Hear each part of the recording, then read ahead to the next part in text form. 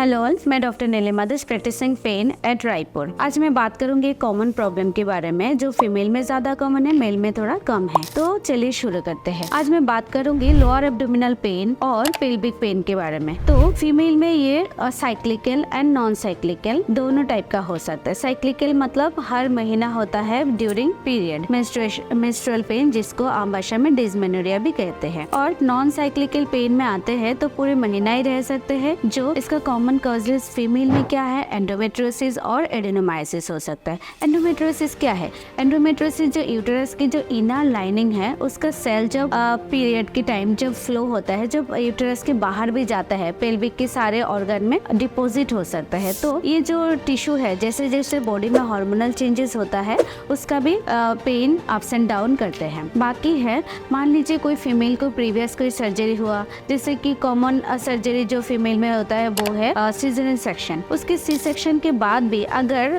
Healing process, सबका healing process बराबर नहीं होता है बॉडी में, उसके बाद अंदर की जो स्ट्रक्चर आपस में अगर चिपक जाते हैं, जिसको मेडिकल टर्म में एडिशन बोलते हैं। या कोई दूसरा सर्जरी हो सकता है जो बिनाइन डिजीज हो, ओवरियन ट्यूमर या सिस्ट रिमूवल हो, या यूटेरन मायोमा की सर्जरी, फाइब्रॉइड की सर्जरी हो, तो उसमें भी पोस्ट सर्जरी एडिशन कॉमन है। तो इसमें भी ये पेन हो सकता है। और क्या क्या हो सकता है, जैसे कि पेशेंट का मतलब यूरिनरी ब्लैडर है, यूरिनरी ब्लैडर का इन्फेक्शन से क्रोनिक इन्फेक्शन जब हो जाता है, सिस्टाइटिस इन्फ्लेमेटरी प्रोसेस इन्फेक्शन के बाद भी रह जाता है, जो सिर्फ फीमेल में नहीं मेल में भी कॉमन है। और जो चीज है जो है कि यूटेरिन कैंसर, जो हमारे यूटेरस है उसके बच्चादानी का cancer, cervical cancer, cervical stenosis, या बच्चादानी में कोई मतलब कॉन्ट्रासेप्टिव डिवाइस रखा हो, उसके कारण से भी ये पेन हो सकता है। अब बात करते हैं अगर मेल्स में भी जैसे यूरिनरी ब्लैडर का इन्फेक्शन, वो इन्फेक्शन ठीक होने के बाद भी क्रोनिक इन्फ्लेमेशन से कारण ये इंटरस्टिशियल ब्लैडर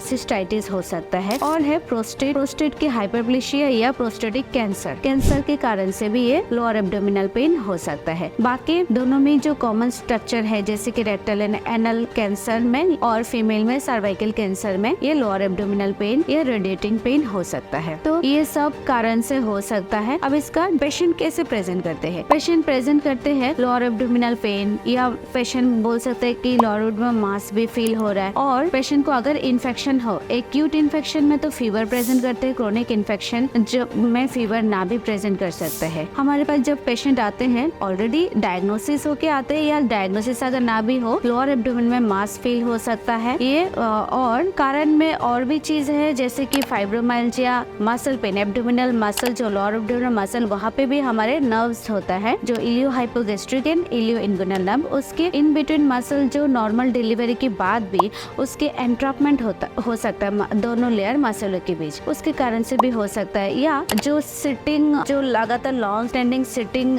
जॉब है, उसमें भी पेरिफॉर्मिस सिंड्रोम हो सकता है, जो मेल एंड फीमेल दोनों में ही हो सकता है। तो डायग्नोसिस के लिए एक तो ब्लड टेस्ट करना पड़ेगा तो rule out infection, urine test, routine test and even culture की भी जरूरत पड़ सकता है टू रूल आउट इन्फेक्शन। और सोनोग्राफी ये कॉमन है। सोनोग्राफी में अगर फीमेल में पीओडी, पाउच ऑफ डॉगलस, जो लोअर एब्डोमेन में एक पाउच होता है, उसमें अगर फ्री फ्लूइड भी देख सकता है, अगर वो मोर देन 15 और 20 ml से ज्यादा हो तो उसका भी कल्चर किया जा सकता है टू रूल आउट इन्फेक्शन। और है कि सीटी स्कैन, एमआरआई, अगर हम सस्पेक्ट कर रहे हैं कि कैंसर है तो ये सब टेस्ट कर सकते हैं। कभी कभी क्या होता है कि ये सारा टेस्ट नेगेटिव होता है, तो जो गायनाकोलॉजिकल सर्जन्स हमारे पास पेशेंट आते हैं तब सारा और भी डायग्नोस्टिक लेप्रोस्कोपिक टेस्ट भी करके आते हैं, जिसमें हम डायरेक्टली गायनाकोलॉजिस्ट देखते हैं कि अंदर कोई एडिशन तो नहीं है। तो ये डायग्नोसिस पे भी हो जाता है, प्लस अगर एडिशन है तो एडिशन रिलीज और सर्जरी के काम में भी आ जाता है। कभी कभी देखा जा सकता है कि